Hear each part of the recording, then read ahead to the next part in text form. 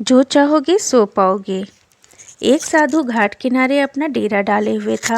वहाँ वह धुनी रमाकर दिन भर बैठा रहता और बीच बीच में ऊंची आवाज़ में चिल्लाता, जो चाहोगे सो पाओगे। उस रास्ते से गुजरने वाले लोग उसे पागल समझते थे।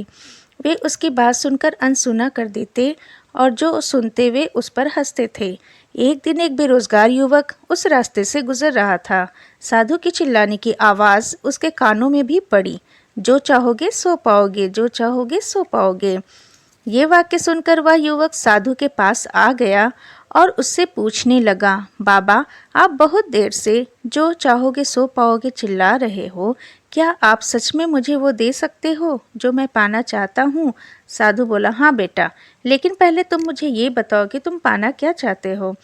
बाबा, मैं चाहता हूँ कि एक दिन मैं हीरों का बहुत बड़ा व्यापारी बनूं।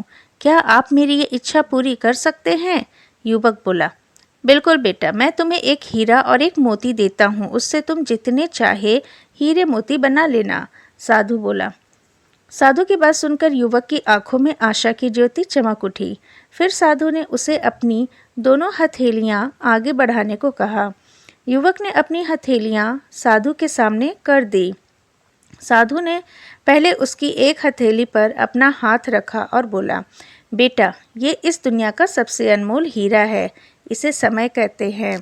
इसे ज़ोर से अपनी मुट्ठी में जकड़ लो। इसके द्वारा तुम जितने चाहे उतने हीरे बना सकते हो। इसे कभी अपने हाथ से निकलने मत देना। फिर साधु ने अपना दूसरा हाथ युवक की दूसरी हथेली पर रखकर कहा, बेटा, ये दुनिया का सबसे कीमती मोती है।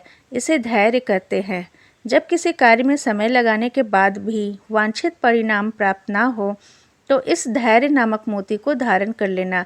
यदि यह मोती तुम्हारे पास है तो तुम दुनिया में जो चाहो वो हासिल कर सकते हो। युवक ने ध्यान से साधु की बात सुनी और उन्हें धन्यवाद कर वहाँ से चल पड़ा।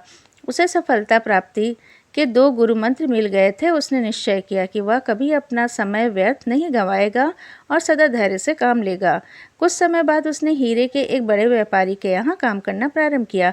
कुछ वर्षों तक वह दिल लगाकर व्यवसाय का हर गुण सीखता रहा और एक दिन अपनी मेहनत और लगन से अपना सपना साकार करते हुए हीरे का बहुत बड़ा व्यापारी बना। कहानी से सीख। लक्ष्य प्राप्ति के लिए सदा समय और धैर्य नाम के हीरे मोती अपने साथ रखें। अपना समय कभी व्यर्थ ना जाने दें और कठिन समय में धैर्य का दामन ना छोड़ें। सफलता अवश्य प्राप्त होगी। तो दोस्तों, मैं उम्मीद करती हूँ आपको ये कहानी अच्छी लगी होगी। इसी तरह की और भी कहानी सुनने के लिए हमारे चैनल को विजिट करें। आपका धन्यवाद।